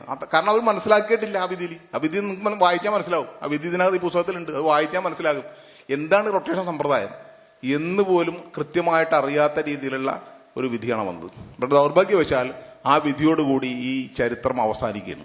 പിന്നെ അതിനുശേഷം ഇതിനെ സംബന്ധിച്ച് നിരവധി ഇക്ബാലൂടെ ഉണ്ടായിരുന്നു. ഇക്ബാൽ നേരത്തെ ഒരു കേസ് കൊടുത്ത ഒരു സുഹൃത്ത്, അദ്ദേഹത്തിൻ്റെയൊക്കെ എല്ലാ കേസുകളും ഈ വിധി ചൂണ്ടിക്കാണിച്ച് പെട്ടെന്ന് തന്നെ അഡ്മിനിസ്ട്രേറ്റീവ് ട്രൈബ്യൂണലിൽ തള്ളിക്കളയും എന്നുള്ളതാണ്. എടുക്കില്ല, കേസേ എടുക്കില്ല. സുപ്രീം കോടതി വിധിയല്ലേ, സുപ്രീം കോടതി വിധിയുണ്ടെന്ന് പറയും. അപ്പോൾ ഇതിൻ്റെ പരിഹാരം എന്ന് പറയുന്നത് നിയമത്തിൽ ഭേദഗതി കൊണ്ടുവരിക എന്നുള്ളത് മാത്രമാണ്. നിയമത്തിൽ ഭേദഗതി കൊണ്ടുവരാൻ കഴിയുന്ന കാര്യമാണ്. സുപ്രീം കോടതിയും പറയുന്നുണ്ട് നിയമത്തിൽ ഭേദഗതി കൊണ്ടുവരാനുള്ള അവകാശം ഭരണാധികാരികൾക്കുണ്ട്. അതിൽ സുപ്രീം കോടതി ഇടപെടില്ല. പക്ഷെ ഉള്ള നിയമം മാറ്റി സ്ഥാപിക്കാനായിട്ട് പറ്റൂല. 20 യൂണിറ്റ് എന്ന് നിയമത്തിലുണ്ടെങ്കിൽ 20 യൂണിറ്റിന് നടപ്പാക്കണം. അത് മാറ്റാനായിട്ട് ഹൈക്കോടതി വിധിക്കൊന്നും അധികാരമില്ല, സുപ്രീം കോടതിക്കും അധികാരമില്ല. അത് നിയമം തന്നെ മാറ്റണം. അപ്പം അതാണ് പറ്റിയ പ്രശ്നം. നിയമം മാറ്റുകയാണ്, നിയമത്തിൽ ഭേദഗതി കൊണ്ടുവരികയാണെങ്കിൽ പ്രശ്നം പരിഹരിക്കാൻ കഴിയും എന്നുള്ളതാണ്. അപ്പോൾ ഈ പ്രശ്നം എന്താണെന്നുള്ളത് ലളിതമായി പറഞ്ഞിട്ട് ഞാൻ ഇതിലേക്ക് പിൻവാങ്ങാൻ ഉദ്ദേശിക്കുന്നു. എന്താ പ്രശ്നം എന്ന് പറഞ്ഞാൽ, ഇവിടെ നേരത്തെ സൂചിപ്പിച്ചതുപോലെ എൻ്റെ 20 വർഷത്തെ അധ്വാനത്തിന് യാതൊരു ഫലവുമില്ല എന്ന് കാണുന്നത് അവരുടെ പ്രസംഗം കേൾക്കുമ്പോഴാണ്. വാസ്തവത്തിൽ ഈ നമ്മുടെ പിന്നോക്ക സമുദായ നേതൃത്വത്തിനെ ഇത് പഠിപ്പിക്കുക എന്ന് പറഞ്ഞാൽ അതിനേലും നല്ലത് ആത്മഹത്യയാണ്. അത്രയും ദുരിതമാണ്. അവർക്ക് എത്ര പറഞ്ഞാലും മനസ്സിലാവൂല. അവരെന്ത് പറഞ്ഞ അവസാനം പറയും, അപ്പോൾ രാമൻ സീതരെ ആരാണെന്ന് പറയുന്നത് ചോദിക്കും അവസാനം. ഇത് കഴിഞ്ഞതിന് ശേഷം ഇതാണ് അവസ്ഥ. ഇത് മൊത്തം ഒഴിവുകളെ ഒറ്റ യൂണിറ്റായിട്ട് പരിഗണിച്ചു കഴിഞ്ഞാൽ ഈ പ്രശ്നം പരിഹരിക്കുന്നു. ഞാൻ ഈ ഒന്നത്തെ പുസ്തകം വായിച്ചിട്ടില്ല. ഈ പുസ്തകത്തിൽ അതൊക്കെ പൊളിച്ചടക്കിയിട്ടുണ്ട്. അങ്ങനെയൊന്നും നടക്കില്ല. ഒന്നാമത് അദ്ദേഹം പറഞ്ഞ 5000 ഒഴിവുകൾ അവിടെ റിപ്പോർട്ട് ചെയ്യുന്നത്. റിപ്പോർട്ട് ചെയ്യപ്പെടുന്ന ഒഴിവുകളിൽ അഡ്വൈസ് ചെയ്യാൻ പറ്റുള്ളൂ. 100 ഒഴിവുകൾ അല്ലെങ്കിൽ 200 അല്ലെങ്കിൽ 300 ഒഴിവുകൾ ഒരുമിച്ച് റിപ്പോർട്ട്, ഞാൻ 1000 ആയിക്കോട്ടെ, 1000 ഒഴിവുകൾ ഒരു സമയത്ത് ഒരുമിച്ച് റിപ്പോർട്ട് ചെയ്യുന്നു. അത് മുഴുവൻ ഇദ്ദേഹം പറഞ്ഞതുപോലെ അല്ലെങ്കിൽ ഇദ്ദേഹത്തെ പോലെ ചിന്തിക്കുന്ന ആളുകൾ പറയുന്നത് പോലെ ഒറ്റ യൂണിറ്റായിട്ട് അഡ്വൈസ് ചെയ്യുകയാണെങ്കിൽ, അതായത് 500 ഓപ്പൺ കോമ്പറ്റീഷനും 500 റിസർവേഷനുമായിട്ട് നിയമിക്കുകയാണെന്ന് കരുതുക. അങ്ങനെ നിയമിച്ചു, ശരിയാണ്. ആദ്യത്തെ 500 പേർക്ക്, റാങ്ക് ലിസ്റ്റിലെ ആദ്യത്തെ 500 പേർക്ക് ഫ്രഷ് നിയമനമാണെങ്കിൽ, അല്ലാത്ത ഞാൻ കൂടുതലേക്ക് കിടക്കുന്നില്ല, ഫ്രഷ് നിയമനമല്ല നടക്കുന്നത്. ഇങ്ങനെ ഫ്രഷ് നിയമനമാണെങ്കിൽ ആദ്യത്തെ 500 പേർക്ക് ഓപ്പൺ കോമ്പറ്റീഷൻ മെറിറ്റിൽ നിയമനം കിട്ടും. ജാതി മത പരിഗണന ഒന്നുമില്ലാതെ കിട്ടും, ശരിയാണ്. അതിനുശേഷമുള്ള 500 റിസർവേഷൻ ടേണുകളിലേക്ക് 500ാമത്തെ റാങ്കിന് ശേഷമുള്ള ആളുകളെ തിരഞ്ഞെടുത്ത് ഫില്ല് ചെയ്യും. കഴിഞ്ഞു. അതിനുശേഷം ഒരു 6 മാസം കഴിഞ്ഞ് ഒരു 500 പേരുടെ ഒഴിവ് കൊണ്ട് റിപ്പോർട്ട് ചെയ്ത് എങ്ങനെ നിയമനം നടക്കും? അപ്പോഴും ഈ 250 ആക്കി എടുക്കുമെന്നല്ലേ പറഞ്ഞത്. ആ 250 പേരിൽ നേരത്തെ റിസർവേഷനിൽ പോയ ആളുകൾ മെറിറ്റിൽ കയറാനുള്ളവരുണ്ട്. നേരത്തെ ഈ 500ന് ശേഷം വരുന്ന റിസർവേഷനിൽ പോയ ആൾക്കാരില്ലേ, ഉദാഹരണം 501ാമത്തെ റാങ്കുകാരൻ. 501ാമത്തെ റാങ്കുകാരൻ ഒരു ഈഴവ ഉദ്യോഗാർത്ഥിയാണെന്ന് കരുതുക. അയാൾ എവിടെ വെക്കും? അയാൾക്ക് റിസർവേഷൻ നിയമനം പറ്റിയേക്കല്ല. നിങ്ങൾ പിന്നീട് വരുന്ന 250 ഇയാളെ വെക്കാൻ വല്ല വ്യവസ്ഥ ഉണ്ടാ? വ്യവസ്ഥയില്ല. വ്യവസ്ഥയില്ലെങ്കിൽ പിന്നെ 20 യൂണിറ്റ് നമ്മൾ എന്താ വ്യത്യാസം? 20 യൂണിറ്റ് ഇതാണ് ചെയ്യണത്. 20 യൂണിറ്റ് ചെയ്യുന്നത് തന്നെയാണ് നിങ്ങൾ 500ൻ്റെയോ 250ൻ്റെയോ 1000ൻ്റെയോ 10,000ൻ്റെയോ യൂണിറ്റ് ആയാലും ചെയ്യുന്ന ഒരേ ഒരു കാര്യമായിരിക്കും. യൂണിറ്റ് സമ്പ്രദായം ഒരു വിഷയമല്ല ഇതിൽ. യൂണിറ്റ് ഏതായാലും 1, 20, 10, 60, 100, 1000 ആയാൽ ഒരു വ്യത്യാസവും ഇതിന് വരാൻ പോകുന്നില്ല. ഇതിന്റെ വിഷയം ഏത് യൂണിറ്റ് സമ്പ്രദായമായാലും PSCയുടെ നിയമനം ഒറ്റയടിക്ക് എല്ലാ ഉദ്യോഗാർത്ഥികളെയും നിയമിക്കുന്ന രീതി അല്ലാത്ത കാലത്തോളം ഇതിൽ വരുത്താവുന്നൊരു മാറ്റം എന്ന് പറയുന്നത് ആദ്യ യൂണിറ്റുകളിൽ റിസർവേഷനിൽ പോയ ആളുകളെ പിന്നീടുള്ള യൂണിറ്റുകളിൽ മെറിറ്റിൽ പോകാൻ അർഹതയുണ്ടെന്ന് കണ്ടാൽ, അങ്ങനെ കാണും, ഞാനത് വിശദീകരിക്കാം. അങ്ങനെ കണ്ടാൽ ആദ്യ യൂണിറ്റിൽ 20ൻ്റെ ആകട്ടെ, 100ൻ്റെ ആകട്ടെ, 1000ൻ്റെ ആകട്ടെ, 500 ആകട്ടെ, ആദ്യ യൂണിറ്റിൽ റിസർവേഷനിൽ പോയ ആളുകൾ പിന്നീടുള്ള യൂണിറ്റുകളിൽ മെറിറ്റിൽ പോകാൻ അർഹതയുള്ളവരാണെന്ന് കണ്ടാൽ അവരെ തിരികെ കൊണ്ടുവന്ന് മെറിറ്റിൽ നിയമിക്കുക എന്നുള്ളത് പ്രായോഗികമായ കാര്യമല്ല. അപ്പോൾ എന്ത് ചെയ്യും? PSC ഇപ്പോൾ ചെയ്തുകൊണ്ടിരിക്കുന്ന പോലെ തൊട്ടടുത്ത് കിടക്കുന്ന വേറൊരാളെ എടുത്ത് നിയമിക്കും. അങ്ങനെ നിയമിച്ചാൽ മെറിറ്റിൽ കയറാൻ അർഹതയുണ്ടായിരുന്ന ആളുകൾ റിസർവേഷനിൽ പോകും. ഇതാണ് സംഭവം. അതിനൊരു മാറ്റം വരില്ല. ഉദാഹരണം പറയാം. 20ന്റെ യൂണിറ്റ് എടുക്കുക, മനസ്സിലാവുന്ന രീതിയിൽ പറയാം. 20ന്റെ യൂണിറ്റ് സങ്കീർണതയുണ്ട്, ഒന്നുകൂടി ഞാൻ ലളിതമാക്കി പറയാൻ ഉദ്ദേശിക്കുന്നു. 20ന്റെ യൂണിറ്റിൽ ആദ്യത്തെ 10 പേർ മെറിറ്റിൽ പോകണം. ഈ 10 പേർ എന്ന് പറയുന്നത് ഒറ്റ സംഖ്യകളായിരിക്കും. റൊട്ടേഷൻ ചാർട്ടിൽ 1 മുതൽ 100 വരെ ഉള്ള റൊട്ടേഷൻ ചാർട്ടിൽ 1, 3, 5, 7, 9, 11, 13 തുടങ്ങിയ ഒറ്റ സംഖ്യ ടേണുകൾ മെറിറ്റ് ടേണുകളായിരിക്കും. 2, 4, 6, 8, 12 തുടങ്ങി 100 വരെയുള്ള ഇരട്ട സംഖ്യ ടേണുകൾ റിസർവേഷൻ ടേണുകളുമായിരിക്കും. അപ്പോൾ ആദ്യത്തെ 10 OC ടേണുകൾ എന്ന് പറയുന്നത് 1, 3, 5, 7, 9, 11, 13, 15, 17, 19. ഇതാണ് ആദ്യത്തെ 10 OC ടേണുകൾ. ആദ്യത്തെ 10 റിസർവേഷൻ ടേണുകൾ എന്ന് പറയുന്നത് 2 ഈഴവ, 4 SC, 6 മുസ്ലിം, 8 LC, 10 OBC എന്നിങ്ങനെ പോകുന്ന 20 വരെയുള്ള ടേണുകൾ, 20ാമത്തെ വിശ്വകർമ്മ വരെയുള്ള ടേണുകൾ. ഇതാണ് ആദ്യത്തെ 20ന്റെ യൂണിറ്റ്. ഇതിൽ ആദ്യത്തെ 10 പേരടങ്ങുന്ന റാങ്ക് ലിസ്റ്റിൽ 1 മുതൽ 10 വരെയുള്ള റാങ്കുകാർ, അവരുടെ ജാതി മത പരിഗണനകളൊന്നുമില്ല, സമുദായ പരിഗണന ഒന്നുമില്ല. റാങ്ക് ലിസ്റ്റിൽ കാണുന്ന 1ാമത്തെ റാങ്കുകാരനെ 1ാമത്തെ OC ടേണിൽ വെക്കണം. 2ാമത്തെ റാങ്കുകാരനെ 3ാമത്തെ OC ടേണിൽ വെക്കണം. 3ാമത്തെ റാങ്കുകാരനെ 5ാമത്തെ OC ടേണുകളിൽ വെക്കണം. 4ാമത്തെ റാങ്കുകാരനെ 7ാമത്തെ OC ടേണിൽ വെക്കണം. ഇങ്ങനെ വെച്ച് വരുമ്പോൾ 10ാമത്തെ റാങ്കുകാരനെ 19ാമത്തെ OC ടേണിൽ വെക്കണം. മനസ്സിലായില്ലേ? ആദ്യത്തെ 10 റാങ്കുകാരെ 1 മുതൽ 19 വരെയുള്ള OC ടേണുകളിൽ തിരഞ്ഞെടുക്കും. അതിനുശേഷം മാത്രമേ റിസർവേഷൻ ടേൺ ഫില്ല് ചെയ്യാൻ പാടുള്ളൂ. തിരഞ്ഞെടുക്കും എന്നാണ് ഞാൻ പറഞ്ഞത്, നിയമനം നടത്തുന്നല്ല. ശ്രദ്ധിക്കണം, നിയമനം നടത്തും എന്നല്ല, തിരഞ്ഞെടുക്കും. ഫസ്റ്റ് ചെയ്യുന്നത് സെലക്ഷനാണ്. എങ്ങനെയാണ് ആ സെലക്ഷൻ പ്രോസസ്സ് എന്നാണ് ഞാൻ പറയുന്നത്. 1 മുതൽ 19 വരെയുള്ള OC ടേണുകളിൽ എഴുതി വെക്കുന്നു. ആ OC ടേണുകളിൽ റാങ്ക് ലിസ്റ്റിലെ 1 മുതൽ 10 വരെയുള്ള റാങ്കുകാരെ എടുത്തു വെക്കുന്നു, ഒന്നിടവിട്ട് വെക്കുന്നു. OC ടേൺ ഫില്ല് ചെയ്തില്ലേ? അതിനുശേഷം റിസർവേഷൻ ടേൺ ഫില്ല് ചെയ്യണം. റിസർവേഷൻ ടേൺ ഫില്ല് ചെയ്യുന്നത് 2 മുതൽ 20 വരെയുള്ള റിസർവേഷൻ ടേണുകൾ, ഓരോ ടേണുകളും ഏതെല്ലാം ജാതിയാണ്, ഏതെല്ലാം സമുദായമാണ് എന്ന് അതിൽ എഴുതിയിട്ടുണ്ടാകും.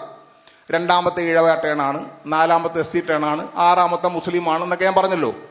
അപ്പൊ 2ാമത്തെ ഈഴവ ടേണിൽ വെക്കേണ്ടത് ആദ്യത്തെ 10 പേരെ വെച്ച് കഴിഞ്ഞു.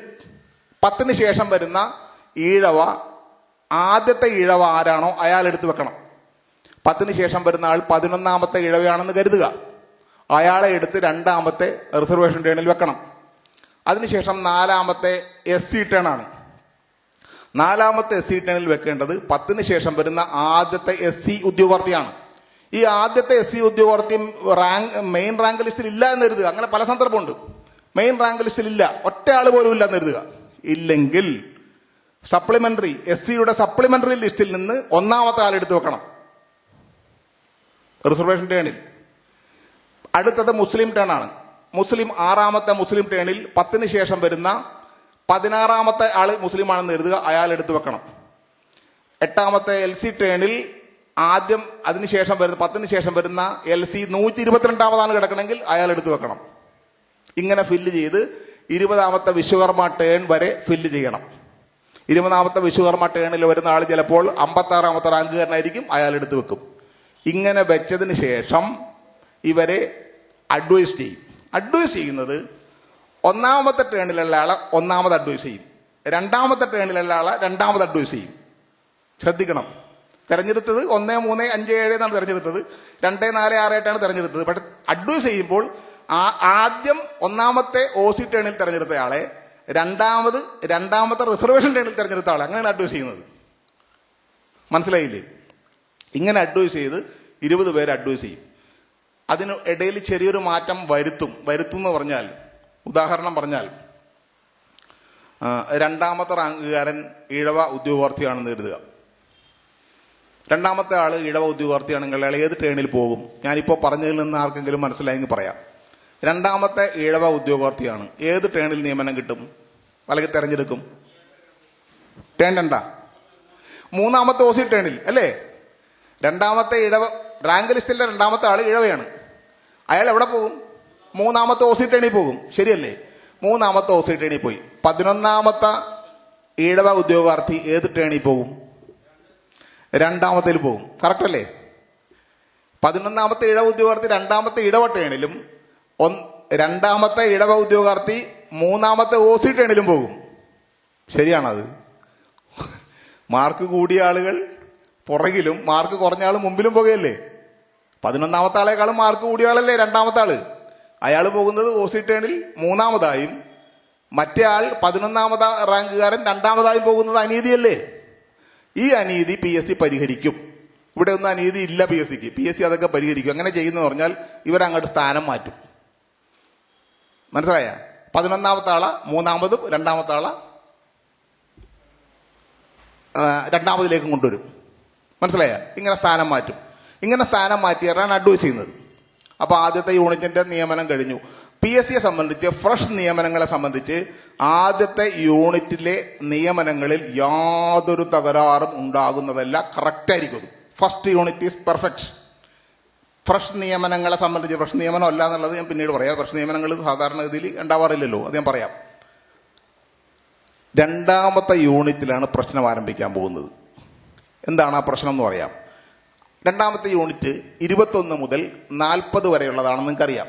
20ന്റെ യൂണിറ്റ് 21, 23, 25, 27, 29, 31, 33 തുടങ്ങിയുള്ള OC ടേണുകൾ, 22, 24, 26, 28, 30, 32 തുടങ്ങി 40 വരെയുള്ള റിസർവേഷൻ ടേണുകൾ.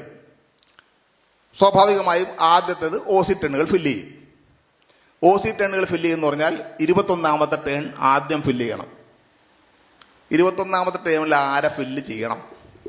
ആദ്യമായിട്ട് വെക്കേണ്ട ആളേനും സ്വാഭാവികമായിട്ടും 11ാമത്തെ റാങ്കുകാരനല്ലേ.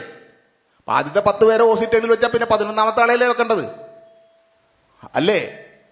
ആദ്യത്തെ 10 പേരെ നമ്മൾ OC ടേണിൽ വെച്ചു. പിന്നെ അടുത്ത OC ടേൺ ആരംഭിക്കുമ്പോൾ 21ാമതിൽ വെക്കേണ്ടത് 11 മുടങ്ങി 20 വരെയുള്ള ആളുകളല്ലേ വെക്കേണ്ടത് സ്വാഭാവികമായിട്ടും. കാരണം മാർക്ക് കൂടിയ റാങ്ക് ലിസ്റ്റിൽ ഏറ്റവും കൂടുതൽ മാർക്ക് കൂടിയ ആളുകൾ OC ടേണിൽ ഫില്ല് ചെയ്യണം. എന്തുകൊണ്ടാണ് OC ടേണിൽ ആദ്യത്തെ 10 പേരിൽ ആദ്യത്തെ 1 മുതൽ 19 വരെയുള്ള OC ടേണുകളിൽ എന്തുകൊണ്ടാണ് ആദ്യത്തെ 10 പേരെ വെച്ചത്? അവർക്കാണ് ഏറ്റവും കൂടുതൽ മാർക്ക് കൂടുതൽ. ആ റാങ്ക് ലിസ്റ്റിൽ ഏറ്റവും മുമ്പിലുള്ള ആൾക്കാർ അവരല്ലേ. ഏറ്റവും യോഗ്യരായ, ഏറ്റവും മെറിറ്റുള്ള, ഏറ്റവും കൂടുതൽ മാർക്കുള്ള ആ 10 പേരെ ആദ്യം വെച്ചു. അടുത്ത 20ന്റെ യൂണിറ്റിലും അതിനുശേഷം വരുന്ന 10 പേര് വെക്കണം. ശരിയല്ലേ? വെക്കണ്ടേ? അപ്പോൾ 21ാമത്തെ OC ടേണിൽ 11ാമത്തെ ആളെടുത്ത് വെക്കണം സ്വാഭാവികമായിട്ടും. 23ാമത്തേതിൽ 12ാമത്തെ ആള്. അങ്ങനെയാണ് പോകേണ്ടത്. വെക്കാൻ നോക്കുമ്പോൾ ആളുണ്ടാവില്ല അവിടെ. 21ാമത്തെ വെക്കുമ്പോൾ 11ാമത്തെ ആളില്ലല്ലോ. എവിടെയാള്? അയാൾ നേരത്തെ റിസർവേഷനിൽ പോയിരിക്കുകയാണ്. അയാൾക്ക് ഇല്ല, അയാൾ വെക്കൂല. അപ്പൊ PSC എന്ത് ചെയ്യും? ഈ 21ാമത്തെ ആളിലെ തൊട്ടടുത്ത റാങ്കാരനാരായിരുന്നു അയാൾ എടുത്താണ്ട് കയറ്റി വെക്കും. 12ാമത്തെ ആള് റിസർവേഷൻ ഇല്ലാത്ത ആളാണെന്ന് കരുതുക, അയാളെ വെക്കും. അപ്പൊ എന്ത് സംഭവിച്ചു? 11 ഈ 20ന്റെ യൂണിറ്റിന് പകരം അത് 40ന്റെ യൂണിറ്റ് ആയിരുന്നു എന്ന് വെറുതെ അങ്ങോട്ട് സങ്കല്പിക്കും. 40ന്റെ യൂണിറ്റ് ആയിരുന്നെങ്കിൽ ഈ 11ാമത്തെ റാങ്ക് തന്നെ എവിടെ പോകുമായിരുന്നു? സ്വാഭാവികമായിട്ട് 21ാമത്തെ റാങ്ക് ടേണിൽ പോകുമായിരുന്നില്ലേ? ആദ്യത്തെ 20 പേര് മെറിറ്റി പോകൂലേ? 1 മുതൽ 20 വരെയുള്ള ആളുകൾ 1 മുതൽ 39 വരെയുള്ള OC ടേണിൽ നിയമിക്കപ്പെടും. അപ്പൊ ഇയാൾ 11ാമത്തേൽ പോകുമായിരുന്നു 40ന്റെ യൂണിറ്റ് ആയിരുന്നെങ്കിൽ. അപ്പൊ 20ന്റെ യൂണിറ്റ് എന്നുള്ള സമ്പ്രദായത്തിൽ ഒരു യൂണിറ്റ് സമ്പ്രദായത്തിന്റെ മറവിൽ ഒരുത്തന്റെ അർഹത കളയാൻ പറ്റുമോ? അതാണ് യൂണിറ്റ് സമ്പ്രദായത്തിന്റെ തകരാറെന്ന് പറയുന്നത്. യൂണിറ്റ് സമ്പ്രദായം എന്ന് പറയുന്നത് എങ്ങനെ ആയിക്കഴിഞ്ഞാലും മെറിറ്റിൽ കയറാൻ അർഹതയുള്ള ഒരാൾക്ക് എങ്ങനെയും മെറിറ്റ് നിയമനം കിട്ടിയിരിക്കണം. അയാൾ ഒരു കാരണവശാലും റിസർവേഷനിലേക്ക് തള്ളാൻ പാടില്ല. യൂണിറ്റ് ചെറുതാണ് വലുതാണെന്നുള്ളത് വിഷയമാക്കരുത്. അവസാനം നോക്കുമ്പോൾ റിസൾട്ട്, നെറ്റ് റിസൾട്ട് എന്തായിരിക്കണം? ഒരു നിയമനം കഴിഞ്ഞ് നെറ്റ് റിസൾട്ട് നോക്കുമ്പോൾ നമുക്ക് കിട്ടേണ്ട റിസൾട്ട് ആ മുഴുവൻ ഒരു 100 പേരെ നിയമിച്ചു കഴിഞ്ഞാൽ ആദ്യത്തെ 50 പേർ മെറിറ്റിൽ കയറിയിട്ടുണ്ടാവണം. അതിൽ ശേഷമുള്ള ഒരാൾ പോലും, അയാൾ ഏത് ജാതിക്കാരനോ സമുദായക്കാരനായിക്കോട്ടെ, മെറിറ്റിൽ കയറാൻ പാടില്ല, റിസർവേഷനിൽ പോവാം. PSCയുടെ നിയമനം ഏത് നിയമനം എടുത്ത് നോക്കിക്കഴിഞ്ഞാലും ഈ 50ന് ശേഷമുള്ള ആളുകൾ മെറിറ്റിൽ കയറിയിട്ടുള്ള കാണാൻ കഴിയും. അപ്പൊ അതിന്റെ വിഷയം എന്താണ്? അങ്ങനെ കയറുമ്പോഴുള്ള അവസ്ഥ എന്താണ്? ഇതിൽ തന്നെ ഈ പുസ്തകത്തിൽ ഉദാഹരണ സഹിതം പറയുന്ന കാര്യങ്ങളുണ്ട്. മാർക്ക് കൂടിയ ആള് ഉദാഹരണം പറഞ്ഞാൽ 11ാമത്തെ ഇവിടുത്തെ 11ാമത്തെ റാങ്കുകാരൻ്റെ മാർക്ക് 80 ആണെന്ന് കരുതുക. അയാൾ എവിടെ വെച്ചേക്കണത്? 2ാമത്തെ റിസർവേഷൻ ടേണിലാണ്. 12ാമത്തെ റാങ്കുകാരൻ അയാളെ കണ്ട് മാർക്ക് കുറഞ്ഞ 79 മാർക്കുകാരൻ. അയാൾക്ക് എവിടെ നിയമനം കിട്ടി? 21ാമത്തെ OC ടേണിൽ. മാർക്ക് കൂടിയ ആൾ റിസർവേഷനിൽ, മാർക്ക് കുറഞ്ഞ ആൾ മെറിറ്റിൽ. ഇതല്ലേ സംഭവിക്കണത്? 21ാമത്തത് മെറിറ്റ് ടേണാണ്, 2ാമത്തത് റിസർവേഷൻ ടേണാണ്. അപ്പോൾ മാർക്ക് കൂടിയ ആൾ 80 മാർക്ക് കിട്ടിയ ആൾ റിസർവേഷൻ ടേണിലും 79 മാർക്ക് കിട്ടിയ ആൾ മെറിറ്റ് ടേണിലും നിയമിക്കും. PSC എല്ലാത്തിലും അങ്ങനെയാണ് സംഭവിക്കുന്നത്. ഇതാണ് പ്രധാനപ്പെട്ട വിഷയം. അപ്പം അത് യൂണിറ്റിന്റെ തകരാറ് അവിടെയാണ് സംഭവിക്കുന്നത്. ഇങ്ങനെയുള്ള തകരാറ് വാസ്തവത്തിൽ അശാസ്ത്രീയമായ ആ നിയമന സമ്പ്രദായം മൂലം സംഭവിക്കുന്നതാണ്. ഇത് ശാസ്ത്രീയമാക്കുക എന്നുള്ളതാണ് ഈ പുസ്തകം മുന്നോട്ട് വെക്കുന്ന ഫോർമുല. അപ്പം നിയമം നടപ്പാക്കണമെങ്കിൽ ഇപ്പോഴത്തെ പ്രൊസീജിയറിന്റെ അശാസ്ത്രീയത, സയന്റിഫിക് അല്ലാത്ത രീതിയിലുള്ള നിയമന രീതിയെ മാറ്റുക എന്നുള്ളതാണ്. ശരിക്കും ഇപ്പോഴത്തെ രീതിയിൽ ഇപ്പോൾ നടപ്പാക്കുന്ന പ്രൊസീജിയർ കൊണ്ട് നിയമം നടപ്പാകുന്നില്ല. കാരണം 14B പറയുന്ന പിന്നോക്ക വിഭാഗത്തിൽപ്പെട്ട ആളുകൾക്കും മെറിറ്റ് നിയമനം ലഭിക്കേണ്ടതുണ്ട് എന്ന ആ കാര്യം നടപ്പാകാതെ പോകുന്നത് ഈ പ്രൊസീജിയറിൽ തകരാറ് മൂലമാണ്. അത് പരിഹരിക്കാനാണ് പറയുന്നത്. നിയമം നടപ്പാക്കാനാണ് പറയുന്നത്. നിയമം നടപ്പാക്കണമെങ്കിൽ ഈ പ്രൊസീജിയർ തെറ്റാണ്. ഈ പ്രൊസീജിയർ തെറ്റാണെങ്കിൽ ഈ പ്രൊസീജിയർ എങ്ങനെ പരിഹരിക്കാം എന്ന് അന്വേഷിക്കേണ്ടതുണ്ട്. ആദ്യം തെറ്റാണെന്ന് ബോധ്യപ്പെട്ടാലല്ലേ പരിഹരിക്കാൻ പറ്റുള്ളൂ. ഗവൺമെന്റിനെ സംബന്ധിച്ചോ അല്ലെങ്കിൽ PSCയെ സംബന്ധിച്ചോ പൊതുസമൂഹത്തെ സംബന്ധിച്ചോ പിന്നോക്ക സമുദായങ്ങളെ സംബന്ധിച്ചോ ഈ പ്രൊസീജിയർ തെറ്റാണെന്ന് പിന്നോക്ക സമുദായക്കാർക്ക് ബോധ്യപ്പെട്ടിട്ടുണ്ട്. പക്ഷെ എങ്ങനെയാണത് പ്രൊസീജിയർ തെറ്റുന്നത്, എങ്ങനെയാണത് പരിഹരിക്കുന്നത് സംബന്ധിച്ച് പിന്നോക്ക സമുദായക്കാർക്ക് യാതൊരു ഐഡിയയും ഇല്ല എന്നുള്ളതാണ്. വാസ്തവത്തിൽ ഇത് പരിഹരിക്കാൻ വളരെ സിമ്പിളായിട്ടുള്ള കാര്യമാണ്. ഞാൻ വളരെ ലളിതമായി പറഞ്ഞാൽ ഈ 11ാം റാങ്കുകാരൻ്റെ കാര്യം പറയാം. 11ാം റാങ്കുകാരന് 2ാമത്തെ യൂണിറ്റിലാണ് മെറിറ്റ് നിയമനം വരുന്നത്. അയാൾക്ക് ആദ്യത്തെ യൂണിറ്റിൽ മെറിറ്റ് നിയമനമില്ല, 2ാമത്തെ യൂണിറ്റിലാണ് മെറിറ്റ് നിയമനം വരുന്നത്. അങ്ങനെ മെറിറ്റ് നിയമനം വരുമ്പോൾ അയാളെ ആദ്യം കിട്ടിയില്ല, 2ാമത് അവിടെ കൊണ്ടുവന്നിട്ട് തിരിച്ചു ഇവിടെ കൊണ്ടുവന്ന് വെക്കാൻ പറ്റൂല. പ്രായോഗികമായിട്ട് അയാൾക്ക് നിയമനം കിട്ടി ജോലിക്ക് കയറി അവിടെ പോയിരിക്കല്ലേ, തിരിച്ചു കൊണ്ടുവരാൻ പറ്റൂല. അപ്പം എന്താ ചെയ്യേണ്ടത്? ആ 2ാമത്തെ ഇയാളുടെ നിയമനം, ഇയാൾക്ക് 21ാമത്തെ ടേണിലെ നിയമനത്തിന് അവകാശം വരുന്ന സന്ദർഭത്തിൽ മാത്രം, അങ്ങനെ വന്ന സന്ദർഭത്തിൽ ഇയാളുടെ ആദ്യത്തെ നിയമനത്തിനെ മെറിറ്റ് നിയമനമായിട്ട് കൺവെർട്ട് ചെയ്യുക എന്നുള്ളതാണ്. ഫസ്റ്റ് നിയമനത്തിനെ മെറിറ്റ് ആക്കിയിട്ട് ഈ ടേണിനെ റിസർവേഷൻ ആക്കി കൺവെർട്ട് ചെയ്യണം. എങ്കിൽ മാത്രമേ ഇയാളുടെ മെറിറ്റ് അവകാശം സംരക്ഷിക്കപ്പെടുകയുള്ളൂ. അല്ലെങ്കിൽ മെറിറ്റ് ഇല്ല, ഇയാൾ റിസർവേഷനായി പോകും. മനസ്സിലായില്ലേ? ഇയാളുടെ മെറിറ്റ് അവകാശം സംരക്ഷിക്കപ്പെടണമെങ്കിൽ മെറിറ്റ് അവകാശം ലഭിക്കുന്ന മുറക്ക് അയാൾക്ക് ആദ്യത്തെ യൂണിറ്റിൽ മെറിറ്റ് അവകാശം ഇല്ല. അയാൾക്ക് റിസർവേഷനിലേക്ക് കിട്ടാൻ മാർക്കുള്ളൂ. പക്ഷെ 2ാമത്തെ യൂണിറ്റ് തുടങ്ങുമ്പോൾ അയാൾക്ക് മെറിറ്റ് അവകാശം തിരിച്ചു വരുന്നു. ആ വന്ന സന്ദർഭത്തിൽ അയാളുടെ ടേൺ റിസർവേഷൻ എന്നുള്ളത് മെറിറ്റാക്കി മാറ്റുകയും ഈ ടേൺ ഇപ്പോൾ വരുന്ന പുതിയ ടേൺ OC ടേൺ എന്നുള്ളത് റിസർവേഷനാക്കി മാറ്റുകയും ചെയ്യുക എന്നുള്ളതാണ്. അങ്ങനെ ചെയ്യുമ്പോൾ ആ 21ാമത്തെ ടേണിലേക്ക് 11ാം റാങ്കുകാരന്റെ സമുദായത്തിലെപ്പെട്ട ഒരാളെ മാത്രമേ വെക്കാൻ പറ്റുള്ളൂ, വേറെ ആരെയും വെക്കാൻ പറ്റൂല. 21ാമത്തെ ടേണിലേക്ക് ചിലപ്പോൾ 15ാമത്തെ ഇഴവായിരിക്കും അയാളുടെ അടുത്ത് വെക്കേണ്ടി വരും. അങ്ങനെ വെച്ചാൽ മാത്രമേ ഇതിന് പരിഹാരമുള്ളൂ. അത് ഏത് യൂണിറ്റ് ആയാലും ചെയ്യാം, 20 ആയാലും 100 ആയാലും 50 ആയാലും ഇത് ചെയ്യണം. ഇത് ചെയ്യാതെ ഒറ്റ യൂണിറ്റ് ആക്കിയാലോ 100 യൂണിറ്റ് ആക്കിയാലോ 10 യൂണിറ്റ് ആക്കിയാലോ പ്രശ്നം പരിഹരിക്കില്ല. ഈ രീതിയിൽ ഇത് വളരെ സിമ്പിളായിട്ട് ഇതിൽ ചെയ്യുന്ന രീതി എങ്ങനെയാണെന്ന് ഒരു സോഫ്റ്റ്വെയർ എഞ്ചിനീയർ വിശദീകരിച്ചിട്ടുണ്ട്. അത് സോഫ്റ്റ്വെയറിലൂടെ വളരെ ലളിതമായി സിമ്പിളായിട്ട് ചെയ്യാൻ കഴിയും. പക്ഷെ ചെയ്യാൻ കഴിയണമെങ്കിൽ ഇത് ബോധ്യപ്പെടേണ്ട വിഷയമുണ്ടെന്നുള്ളതാണ്. ഗവൺമെന്റിനെ ബോധ്യപ്പെടണം, PSC ബോധ്യപ്പെടണം, നമ്മൾ സംവരണ സമുദായങ്ങളിൽപ്പെട്ട ആളുകൾക്കും ബോധ്യപ്പെടണം എന്നുള്ളതാണ്. നേരത്തെ ഇവിടെ പലരും സൂചിപ്പിച്ചതുപോലെ സംവരണ സമുദായങ്ങളിൽപ്പെട്ട പുതിയ തലമുറ സംവരണം തന്നെ അനാവശ്യമാണെന്ന് കരുതുന്ന ഒരു അവസ്ഥയിലേക്കൊക്കെ വളർന്നിട്ടുണ്ട്. അപ്പോൾ അവരെ സംബന്ധിച്ച് പിന്നെ മെറിറ്റ് സീറ്റുകൾക്ക് വേണ്ടി പൊതുവിൽ അതിൻ്റെ ഒരു വിഷയം എന്ന് പറയുന്നത്, ഇപ്പം ഇവിടെ നേരത്തെ അലിസാഹിബൊക്കെ സൂചിപ്പിച്ചിട്ട് അവർ വീട്ടിൽ പുള്ളിയുടെ വൈഫ് പറഞ്ഞ പോലെ തന്നെ നമ്മുടെ മക്കളൊക്കെ നമ്മളോട് പലപ്പോഴും പറയും. എന്താണെന്ന് വെച്ചാൽ അവരുടെ കൂടെ പഠിച്ച 90 മാർക്ക് കിട്ടിയ സംവരണ ഇല്ലാത്ത ഒരു കുട്ടിക്ക് അഡ്മിഷൻ കിട്ടുന്നില്ല, 80 മാർക്ക് കിട്ടിയ സംവരണമുള്ള കുട്ടിക്ക് അഡ്മിഷൻ കിട്ടുന്നു എന്ന് പറയുന്നത് ഒരു വിവേചനം അവരുടെ പ്രത്യക്ഷത്തിൽ അവർ കാണുകയല്ലേ.